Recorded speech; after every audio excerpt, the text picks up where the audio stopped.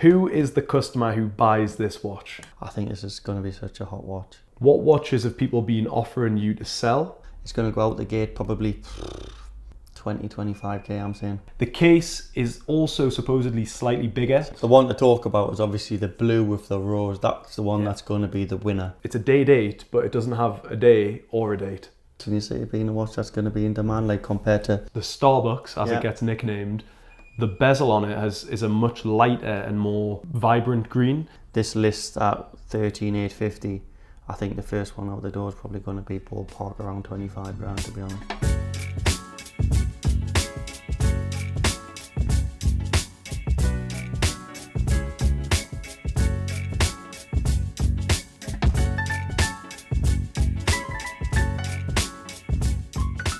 Alright guys, so Watches and Wonders 2023 has just taken place in Switzerland. We thought it would be a good opportunity to discuss the new Rolex releases for 2023. It's an exciting time of the year in the watch industry. We're going to start with the Daytona. So it's a big year for the Daytona, the 60th anniversary, and all of the previous models have been discontinued. We've got a whole new reference. So the full Daytona range has now been discontinued. They've removed some dials and they've upgraded to the new reference with some tweaks. Yeah, so there's a whole new movement. The lugs have actually changed. So on the old Daytona, they were asymmetrical. They were thicker on the non-crown and pusher side and slightly slimmer. Now it looks like they are symmetrical. The case is also supposedly slightly bigger. Slightly larger. So they're a 40mm watch, but the new one is actually closer to 40, whereas the old one apparently, when you measured it, was more like 39. Yeah, it's going to be nice to see one in the actual flesh to see if it does actually wear that little bit bigger. Yeah. What do you think? Well, I think so, because the Daytona's always been a good size, but the general trend with watches has been that they have been increasing in size. Exactly. One of the big visual changes is the ceramic insert. I think this could be quite controversial. So it used to be solid ceramic, and now it's steel. Yeah, so they've followed the steel around the bezel, so the ceramic is an insert instead of one piece. Exactly, which is a little bit of a nod to more of a vintage aesthetic in some ways. Yeah. I think the dial as well has become somewhat less bold. The hour markers have become a little bit smaller. The sub dials have become a little bit thinner. What do you think this is going to do to the previous generation Daytona? So when these start hitting the market, how can you see the previous ones faring? So we've seen already, especially things like obviously the green Daytona. Everybody talks about the platinum Daytona. Yeah. Those things have already spiked. Also the meteorite Daytona, the meteorite dial is all fully now discontinued. So was that only 1 year? I think is it so approximately 1.5 years. Right. Yeah. So that was in production, so a very small production in the meteorite Daytona. What a really nice watch. So that's now completely finished. So obviously that piece is going to spike through the roof. So yeah, at the minute you are seeing a spike in the market. Whether that's going to settle down once these new pieces start to filter through the market, I probably expect so. And they'll probably stay at a range. The ones that have disappeared from the range, the most notable ones being the John Mayer Daytona. Completely gone. That's the yellow gold with the green dial. Yeah. You've got the white gold with the blue dial. Correct. The platinum Daytona is probably the most famous ones in some way. You could get two variations, actually you could get quite a few variations, but the two main ones were the standard. The two different dials. Baguette. Yes. Obviously you can get the Arabic ones as well. Yeah, and the full pavé. And the full pavé, and yeah, some very rare ones. But out of those two kind of main configurations, there's been some big changes. So the new one has a clear case back, sapphire case back. You can see the movement. The only modern day Rolex to have that. Yeah. Well, almost. There's been one more that's been announced, but we'll get to that. Okay. We'll get to that. And the Baguette one used to have ice blue subdials, and now it has the chestnut brown subdials. So it kind of looks more similar to the standard dial. The standard, so it's not going to stand out as much as the previous one, which has just been discontinued. So yeah, the different variations and the dial's going to be quite interesting, because if you had the Baguette dial, you could notice the difference. Whereas now maybe it's a little bit more subtle. Well, that's it. It's a bit like the Platinum Day Date when it went from smooth bezel to fluted bezel. Yeah. Now it's not as obvious if you've got a platinum one. Yeah, but I do think the new Platinum Daytona, for all of the Platinum Daytona fans, they're gonna they're going to want that piece. Very special with the open case back. Definitely. So we've seen some other dials disappear, haven't we? Like from the Oyster Flex, say for example the rose gold with the chocolate dial. Yeah, the chocolate that I'm wearing, that's been discontinued. Yeah, so one of the new things on the Daytonas, well, they've introduced the glide lock system to the new range. A lot easier when you're looking to adjust your bracelet. Yeah, and it's quite straightforward to do, so that's a good plus point. Because it was already on the Sky Dweller and on the Yacht-Master at Oyster Flex as well. There's another brand new Rolex model that's been announced, and it's the 1908. Yeah, the Cellini has gone, finished. Not that it was ever so popular, especially for us selling that model. You know, never seemed to be something that we sold a lot of. We did occasionally get asked for it, but yeah, let's see what's new with this 1908. So yeah, it's replaced the Cellini. I've heard that 1908 is a nod to Hans Wilsdorf back in 1908. Apparently that's when he named Rolex. But yeah, it's a whole new model. It's available in white gold, it's available in yellow gold, black dial and white dial. And this is the other watch with the open case back as well. Ah, okay. Yeah, so you can see the movement. Apparently it's got nicely finished with a Rolex Côte de Genève. And yeah, there's some cool features on it. For instance, the bezel is part fluted, part domed. You know, how do you think the demand's going to be for this watch? Do you think it's going to... So everybody who's purchased a Cellini or something similar, you know, is going to have an interest in this watch. Well, that's a large part of the market that we supply. Probably not. But yeah, it is a lovely looking watch. It's a really nice looking dress watch. There's going to be a market for it. Yeah, it's a 39mm as well, so it's a good size. It's a gentleman's watch. It is a gentleman's watch. I think it would be a good everyday watch for a smart gentleman. So titanium, that's been another thing that Rolex has been super hot with recently in terms of they released the Challenger, which was huge, and not many people could actually wear that watch. No. So they finally released a watch that people could wear, and that's the Yacht-Master 42. Yeah, I think by the looks of it, I think they've just dipped their toes in the market with the Challenger. You know, they went with a big bold watch which got lots of press. Lots of attention. Then obviously this one, which I think is 42mm, the new Yacht-Master Titanium in grade 5, I believe. Yeah, I think it's grade 5, and they've coined it RLX Titanium is the name for it. Apparently they've had to bring in a lot of new machinery into the Rolex factories to actually make these kind of watches because it's a hard material to work with. Yeah. And some of the design cues have carried over from the deep sea as well. Like for instance, the edges of the lugs are chamfered and high polish, whereas the rest of it's brushed and matte. So it's a very tool looking watch. The list price is 11.8. I think it's definitely going to be a winner. It's going to go out the gate probably 20-25k. I'm saying the first few pieces out of the gate, it's definitely going to get that sort of premium. I think it's a lovely looking watch aesthetically. Yeah, I think it's a mean looking watch. It's definitely a stealthy looking, 100%, sexy looking watch. Yeah. Okay, another big one that's been released this year is the Sky Dweller. We've seen some new models in terms of new materials on Oyster Flex. For instance, the white gold has come on to Oyster Flex for the first time.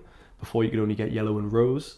And then some new dial options. The one to talk about is obviously the blue with the rose. That's the one that's going to be the winner. Yeah. In my eyes, that watch is going to be a super hot watch for the summer. If anybody can get their hands on that piece, you're doing well. I think it's actually a unique blue dial as well. It's a totally new one, as in you can't get it on any other watch. Whereas the green, I believe, is the same mint green that you can get on the Datejust, right? Which I think is going to be a no-brainer, very popular. How are you feeling about the white gold Oyster Flex? I think it's a really cool look because it's kind of like monochrome. You can get a black dial or white dial, and I think it goes so well with the Oyster Flex. Can you see it being a watch that's going to be in demand, like compared to the white gold Oyster Flex in the Daytona? I mean, personally, the Sky Dweller versus the Daytona, I would probably prefer a Daytona, but I do think that that's a really good looking watch, and it's almost a little bit under the radar. To the people who don't know, that isn't necessarily screaming white gold. I would like to say, if you go back to the Daytona, if you go back to the Sky Dweller with full bracing and white gold, that was one of the original ones, wasn't it? Yeah, that watch was, the demand from that compared to the rose gold was really low. Right. But I would like to see this watch in the flesh. But that's on first glances, I definitely think I would still go with the white gold Daytona Oyster Flex. Yeah. Over this, and I think they're going to be. I think they're similar Similar in price? That seems to be a general trend though, right? Across all of the range, the white gold options are always a little less popular. But I'm just saying against the white gold, Yeah, Daytona Oyster Flex, against this Sky Dweller. Yeah, no, I would choose a Daytona. Yeah, for sure. Submariner, so it's the 70th anniversary of the Submariner, and I think people were expecting quite a lot to happen. You know, were we going to get a whole new, not a whole new reference because it was just recently updated? But I think we touched on that on our Day in the Life video when we had a chat about what we thought was going to happen with the Submariner, and when it's obviously has recently had an overhaul with the new 1.2 references and making it into a 41mm case. So we did think something was going to happen. Yeah. We didn't think there would be a full overhaul like what we did predict with the Daytonas, and the only thing that we have managed to spot is this. Yeah, so the Starbucks, as it gets nicknamed, the bezel on it is a much lighter and more like vibrant green, which is it's more similar to the original Kermit. So they're going to class this as the Mark II. So they've got the Mark 1, which is now is discontinued. Yeah. And they've changed the bezel. I've saw some videos of people at Watches and Wonders talking about that bezel, and it's definitely a lighter colour, but it's been one of the under the radar and changes that Rolex have made. It's a bit like the Pepsi, isn't it? Just similar to the Pepsi. Yeah, yeah. You know, and you do get these people who prefer the Mark 1s. I only want a Mark 1 or a Mark 2. It's just a nice little tweak, and they've done something for the 70th anniversary. Something has been done. I know. I think it's quite cool, actually. It's like, if you know, you know. Yeah. So moving on to the GMT-Master 2. That's had quite a significant update in terms of a new model has come out. It's the first time we've seen a Jubilee in full gold, full yellow gold. I mean, I don't know when the last one was, but I think it's a great looking watch. What do you think of the new style? Well, we predicted that potentially they're going to do the root beer, and we also predicted this. We had a hunch that this was going to happen, and by looking at it, it's an absolutely stunning watch, and I think it's going to be such a good seller, especially in the steel and gold. The steel and gold looks really nice to me on the Jubilee bracelet. Yeah, and I certainly didn't expect the bezel to be two-tone. Yeah, so you notice on the bezel it has a two-tone. Is it a gradient bezel with black running running onto grey? That's it. Yeah. So I wouldn't say a gradient. It's just two colours, but yeah, you've got black and then you've got grey. And I didn't see the grey coming. I thought you might see the full black bezel return, but yeah, this has got some really nice touch. Yeah, really nice touch. The GMT hand as well is full gold, which is nice, as opposed to green, which was on the most similar one. How popular do you expect the full gold on the Jubilee bracelet to be? I think this is going to be more popular than a gold Submariner. You think? Yeah, I think so. I think it's a more interesting watch. I mean, the black full gold Submariner, you don't see so many of those. I think even maybe the blue might even be a little bit more popular than the full black. Yeah, the blue's always more popular. But I think this one might give the blue a run for its money. As I say, it's the only gold Jubilee. I don't know if we're going to see any more full. Both cool summer watches? I think so. So it's definitely one I want to see in the flesh. Yeah, I think this is one that I'm looking forward to seeing. Yeah, I'm looking forward to getting that in stone, you know, and buying and selling the first pieces and see how we go from there. Do you think, being a steel and gold watch, like when market prices settle down a bit, it's normally the steel and gold that'll become market price or even retail price or even under list on the pre-owned market, right? Before any of the steel variations do that, or I think this watch is going to do similar to a root beer, the steel and rose root beer. Okay. You know, if you just have to think of what the market pricing is on just a steel, the previous generation ceramic Daytona, now compared to what this lists at 13,850, I think the first one out the door is probably going to be ballpark around 25 grand, to be honest. Yeah, a bit like the Sprites or something like that, where because it's the newest one.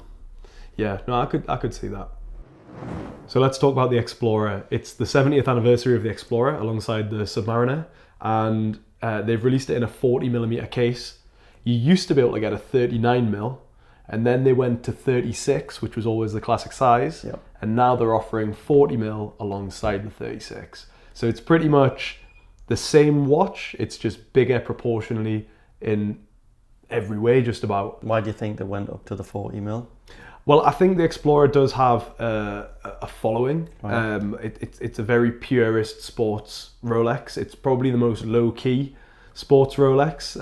Attracts the least attention. Yeah. But 36 in the modern landscape is considered quite a small watch. So I think for the people who want an Explorer, but they feel 36 is too small. Yeah, it does have a following, and I think people who do like the Explorer maybe have picked up a 39mm in the past, they're going to be interested in potentially, from our side of the business, maybe trading up to a 40. I think that is quite possible. We'll have to wait and see. Right then, the Oyster Perpetual with the celebration dial, the so-called Tiffany blue. So-called Tiffany blue with the bubble.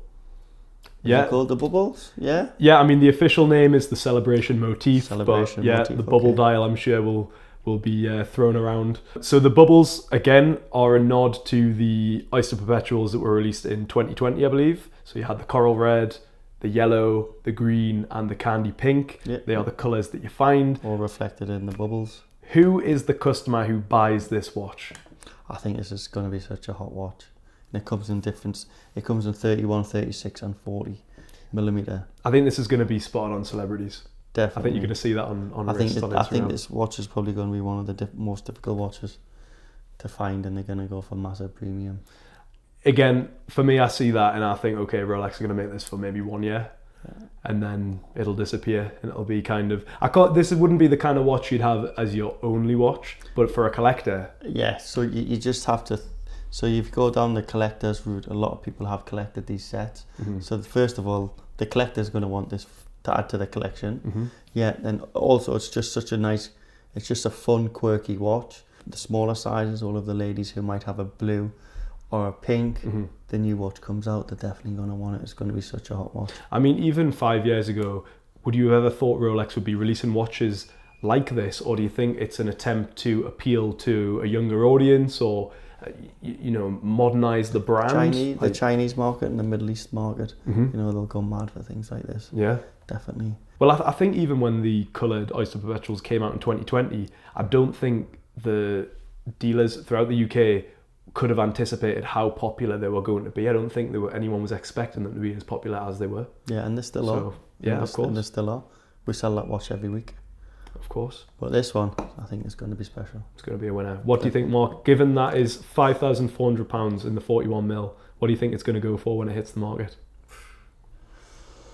Well, between the sizes, there's not much actual difference in the retail price, the RRP. No. I mean, what's a Tiffany going for right now? I can't even remember what was a Tiffany in its peak. Best part of 30 grand, wasn't it? 30 plus K for the 41 Tiffany. Crazy. So what's this? What's a £5,400 one of 41mm size one of these gonna go for? The first one out the gate. Mate, I wouldn't like to say a figure. I don't know. Yeah. Something stupid. Yeah, I think so too. But a cool watch nevertheless. Following on with similar theme. We've got the Day-Date 36 with some quite exotic dials. So they're using natural stones. You've got turquoise, which is obviously the blue colour, something called carnelian orange, and aventurine green. I'm probably pronouncing those wrong. So yeah, these are natural stone dials. I'm going to guess that they're going to be quite low numbers. Again, I know with certain stones, the actual manufacturing of them can be quite problematic because they're not going to behave consistently when machined. And then, they've got the diamond set Roman numeral markers. I think they're really nice. I think they're really fun, and it's just a shame that they didn't bring them out in the 41mm. Obviously, they put them in the 36mm to push the 36mm more than the 40mm, in my opinion. But definitely going to be winners. The great looking watches, all three dials. Yeah, no, I think it's quite a smart move them being 36. Because 36 is the classic style. Yeah. Obviously, these are going to be quite a niche audience, but men and women will be able to wear these. Yeah, and there's some really interesting combinations. As I say, you can also get the diamonds in the President Bracelet, and they also do a platinum with the turquoise dial, right? Which you can only get. So the platinum only comes with turquoise. Okay. But you can get that turquoise dial in rose gold, and white gold as well. So And there's black. a lot of combinations. A lot of combinations. Oh, they're definitely going to be winners. Do you think you'll see many of these on the market? Probably not. And what they're going to go for in the grey market, it's going to be difficult to tell. Yeah. Are these going to be like price on application kind of pieces? I would have thought so. Yeah. I would have thought so, but This is probably the most flamboyant, vibrant. so sticking Release. with the Day 36 millimeters. Yeah, these are And precious metals. an off catalogue. I think they call it the Jigsaw puzzle dial. This is just the most crazy Rolex combination I think I've ever seen. So you've got a gold dial which has puzzle pieces, and apparently the gold runs between the pieces. Okay. And then instead of, it's a day date, but it doesn't have a day or a date. So it has the emoji. The correct? emojis on the date wheel. And what you class as date. This day. So these are like words of affirmation. So it's positive words for each day. So you've got on the date wheel, instead of Monday, Tuesday, Wednesday, etc., it has happy, eternity, gratitude, peace, faith, love, hope. And then there's 31 different emojis. I couldn't tell you all of the different emojis, but I mean, this to me has Drake, Mark Wahlberg, LeBron James, you know. Super funky. Yeah. Super funky and a really nice touch, I believe, from Rolex. And yeah, they're going to get people's tongues wagging, especially. Well, It's one of those statement pieces. Yeah. You know, if you see somebody with this watch, you know, it's going to be a special watch. Yeah, I mean, it's a super special watch in terms of just visually and how unique it is, but then also being off catalogue, to actually acquire one of these, Of course, you're going to have to be a special it's customer. It's the first time Rolex has ever done anything like that. You know, it's out of the box. What do you think a move like that means in terms of for Rolex? Like in terms of do you think it says anything about the direction that they're going with the brand? Yeah, specifically looking for the younger audience. Mm-hmm. It has to be attracting people. Yeah, In which it is. I It's mean, a clever move. obviously Rolex are master marketeers. They all, Hans Wilsdorf, when he founded the company and whatnot, But it's he gone pretty down much, a different route with these sort of watches. You know, Yeah. it's the classic day 36 millimeter, but with the tweaks that they've done with the dial, the date and the day, Mm-hmm. you know, it's genius, isn't it? Really. I think so too. I think this lets everyone know how in touch with the modern world Rolex are and how they, know how to make their products get attention, and they clearly know how to play social media. Because I mean, this just caters to the social media world that we live in right now. I think it's going to have a similar effect to like a Tiffany Patek or something like that. 100%, and I definitely can't wait to see one on somebody's wrist. So some of the watches that have discontinued from the catalogue, Mm-hmm. obviously we've discussed the Daytonas, but the Mille that has gone. Yeah. Um, So will the Milgauss be re-released? who knows? Maybe it'll come back with a more vintage aesthetic in a few years. You never know. It happened with the Air King. That disappeared from the catalogue for I'm not sure how many years, maybe like 4 or 5 years or So with the something like that. Milgauss, they maybe bring it back in a few years. I think it's the 67th year of the Milgauss, so maybe they'll go down the route of the Air King with the Yeah. maybe on its 70th anniversary it'll come back into the Yeah. catalogue. So being around a week ago since the announcements actually all happened, on the phones, on the Instagram DMs, what watches have people been offering you to sell? So in the store and in our office, we've just been pretty much inundated with people looking to sell their Daytonas at the minute, whether it's a green Daytona or a lot of platinum Daytonas. So it seems to be a lot of people who've held on to that watch. But because it's, especially with the green, it's been predicted for the last 2-3 years that it was going to go, and it finally did this time around. So yeah, the green Daytona has spiked, but there is a lot of pieces in the market. So that watch before the discontinued, before people knew, it was like 65k-ish? Yeah, 60 to 65,000, maybe 70, depending on the age And would that and be for like a condition. 22? So say 65 to 70k for 22, a little bit more for 23. Okay, and pounds. what are those people who have the 22s, what are they trying to sell them for So now? people are spitting all sorts of figures out. Yeah. Lots of people are offering these watches around. Whether they're selling or not is a different story. Have you seen any sell in the trade groups or? Yes, Yeah. we've sold a few also ourselves to private clients. They have increased in value, but whether it's the amount that some people who has one in their head envisions what they're going to receive for it is maybe a different story. Right, okay. So that the green dial yellow gold Daytona, that's been the main one. Yeah, and the platinum Daytona. Okay. What about like the chocolate oyster flex? Also the chocolate oyster flex as well. So anything along those lines which was already popular, they're the ones that have spiked the most. So, but you have to have a little bit of time to see what the appetite of the market is for the buyers of those pieces. So we know, okay, well, actually, yeah, it has jumped up, and this is where people are really buying them at, you know. Yeah, it'll take 2, 3, 4 weeks for things to settle down. Yeah. But they are still very, very sought after pieces. But maybe to begin with, the guys who had them, maybe too many are going to the market, so that'll make the price settle down. Yeah. Then we'll see it rise over time. Yeah. So to wrap up, I think what I want to know is, what do you think's been the biggest surprise for you? Well, it has to be the puzzle dial Day-Date 36s. I mean, no one saw them coming. Definitely nobody's seen those coming. I definitely didn't, and it's just something, it's a massive curveball from Rolex. What do you think then? Watchtrader Co, do you think they're going to be the first company in the UK to have one of these?